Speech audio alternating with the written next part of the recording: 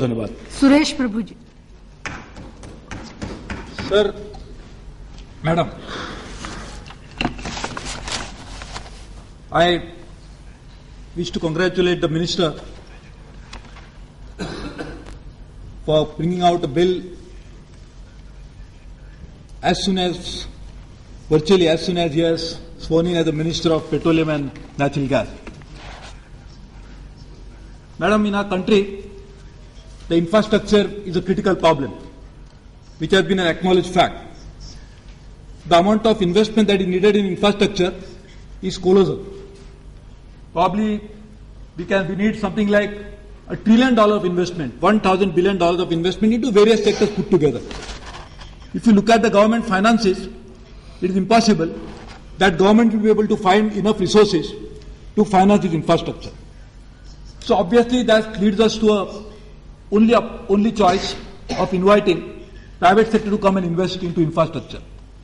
If the private sector has to come and invest, then obviously the government is supposed to look after the interest of the common man. The public interest is supposed to be taken care of by the government, and not necessarily the private sector will look after the interest, and therefore there is a need for a regulation. The regulator, an independent body, will ensure that enough private investment will be put in, but at the same time the interest of the consumer is properly protected.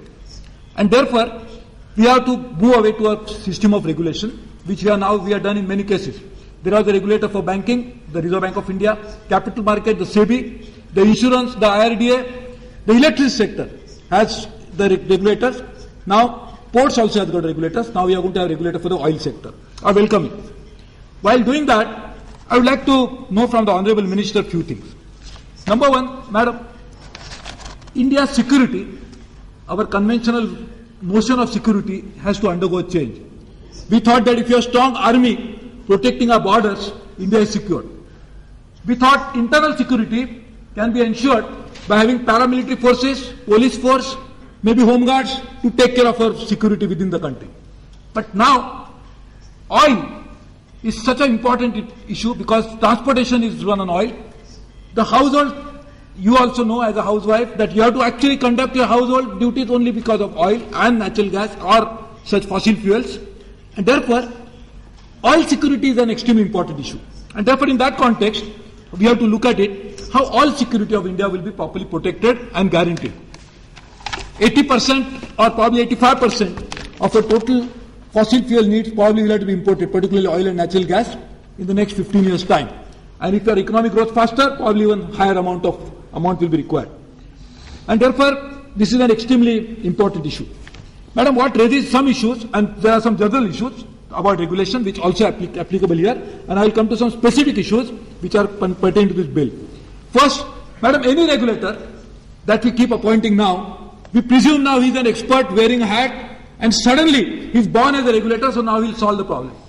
But we have seen that the regulators drawn from various fields are not necessarily equipped, trained and attuned to the job of doing a good regulation. Therefore, they keep doing the job. If I was a judge, I will do it in a judgmental way. If I was a bureaucrat, I will do in a bureaucratic way. Of course, politicians make the bills, but politicians never said that the politician should be appointed on the board. I don't know why. Because we always say bureaucrat can be appointed, legislators can be appointed, but not politicians, because I think we ourselves think that we are not fit enough to be appointed. I don't know why. We can be appointed as ministers, we can be appointed as prime minister, chief minister, but not regulators, because we cannot do a good job, I think. But whatever is that position that you occupied before you become a regulator, we should try to understand that we always come with that inhibition, that prejudice of that office.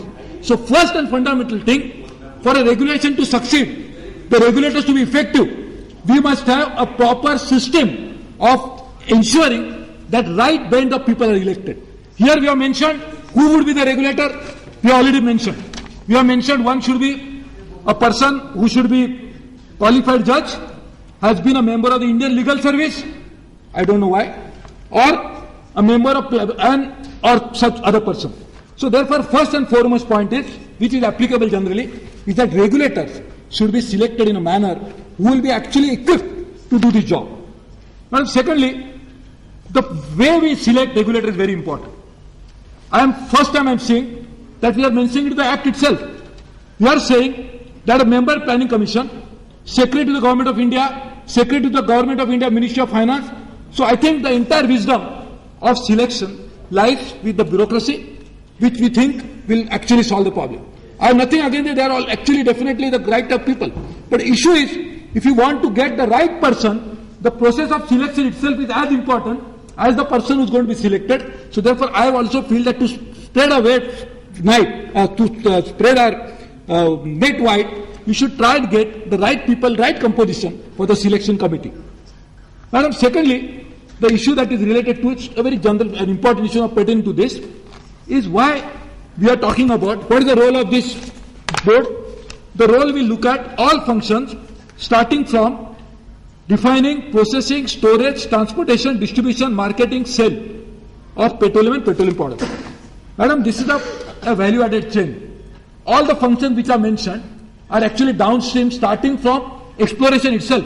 If you don't explore the oil, you will not be able to get it. So therefore, unless exploration is also brought under this ambit of this, which is a very fundamental thing, because the cost of exploration itself, the material that is going to be finally explored and then processed, then refined, first refined, then processed.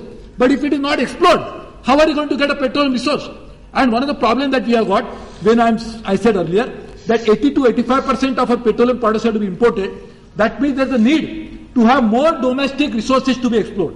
And therefore, exploration itself is a huge issue, and I know that one of the things that you did, you also invited the American participation into this in a big way, because Americans anyway are the biggest in the oil sector. And therefore, we wanted them to come in. The issue is, how we do make sure that the exploration itself is done in a very transparent manner, it is done in a manner which is really ensuring level playing field, and therefore I think that this particular bill should have included as the first process the exploration also.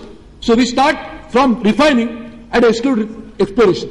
The entire stream of products, so that is actually something which I think should be properly taken into consideration. Second thing, you have talked about various petroleum products. Madam, coal, bane, methane is also something which I think should have been included in the ambit of this, because this is something which is not mentioned. So therefore, CBN is going to be one of the very important source of hydro power mix, and therefore this should have also been included. So this is not included. I don't know why. And then the question is of the board. Clause 42 talks about board. I think this is something which I would like to be enlightened about. Typically, the regulators are not a statutory board sort of an institution. They are not an incorporated body. Basically, the regulator job is to function on the basis of transparency. It's like a quasi court. It's a quasi judicial process. And therefore, here we are actually creating a different type of an institution. We are creating a board rather than a commission or an authority which will actually hear the complaints, hear the process. So therefore, I would like to know, little curious to know, why this is called as a board and not as a commission or a quasi-judicial body whose job is to perform this type of a job.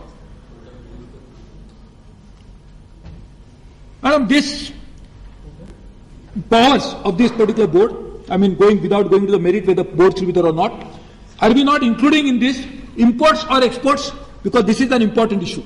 Because we are talking about a product, complete value-added chain. Now this the commission, this the board would have the right to also make sure that to make enough availability of such fossil fuel petrochemical products in the country, can they also authorize or direct that more products should be imported so that to maintain a balance?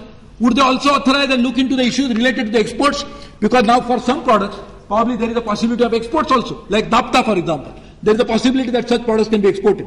Now if you export the products, it will also create an imbalance in the system.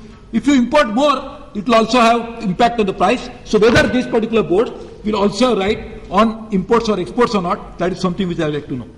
Madam, the appeals of this particular board are going to be heard, and I welcome that idea, by a body which is already created by the Act of Parliament. We have created a body by Act of Parliament for appellate issues to be heard about the electricity sector. So this particular law which says that the same body will now hear this appeal. I welcome this because there is no need to create duplication. But Prabhuji, I think probably we have to also amend the Electricity Act itself. Please conclude. You have already taken 10 minutes, which is allotted to you. Yes. Please. Madam, I thought you are sitting there, so Two, you three give me some members more are there. time. The time is going up. Please. So therefore, the Electricity Act probably also will be amended. And again, in this what you are really saying is that a technical member shall be also added to this particular member, and which will call it for this particular section. Now, I would like to know, when the tribunal will meet and will hear matter on electricity, whether this member also will participate in those proceedings, or if he is participating in those proceedings, will he have a right of vote, or the technical member, electricity, who is actually a part of that tribunal, when he is hearing a matter pertaining to only petroleum products, will he have a right to vote on that or not? That is not mentioned here. So therefore, I think that also needs to be clarified, and then for that, you have to amend the Electricity Act first, because that not Electricity Act but Electricity Tribunal Act. Without that, it will not be possible. The other issue, and that is an issue that is related to the consumer. You have mentioned that consumers' complaint would be heard by this particular board only when there is the parallel body which is already created at the Consumers Act, that Consumers Complaint Act. That body, if it is empowered to hear it, this body need not hear it. That's the correct, well taken point. But again, I would request the minister to codify what can be heard by that body and what can be heard by this body. Because typically we have seen that normally if you go to a particular authority of the government, they'll say, I don't hear it, you go to some other authority. So one person keeps moving from one end to another end. So I would request him, when you make a rules, you make it in such a manner that consumers will properly understand which particular complaint has to be heard by this board, which complaints have to be done by the other consumer body. And madam, since you are telling me to wind up, I have to wind up. I am coming to the last point, because I would have talked about it a little more. One point is about the office. I don't understand why in the Act, we mentioned in the Act, so if we cannot even amend it that long, we said that the office should be located in Delhi. And we go to the CPWD for any event. I have been a minister of some portfolios, I have always experienced this. The CPWD will say, we have no accommodation available in Delhi, go outside Delhi. And in the Act, you have mentioned it should be in Delhi. Suppose Hindustan Petroleum, Bharat Petroleum, ONGC of course headquarters in Dehradun, but corporate office is in Mumbai. So why not in Mumbai? If at all, if you want to hold it somewhere else, why should it in Delhi? Or I don't mind even in Bhubaneswar. But what I'm saying is, why not in Hyderabad? But what I'm saying, but why don't you mention it in the Act itself? It should be in Ahmedabad. No, it should be in Gujarat here. Why should it be in Bombay? Ahmedabad. Petroleum and gas is coming in Gujarat. From Mumbai. It should be in Ahmedabad. He is from Mumbai. I am also from Mumbai. No, it should be in Ahmedabad. So, madam, I support the bill. Okay. While supporting the bill, I request the minister to look into these issues. And if all these issues cannot be addressed right now, at least take care of them in the rule that will be framed. But my strong urge would be to also include into this the exploration aspect of that. Thank you very much. Thank you, Prabhuji. Shri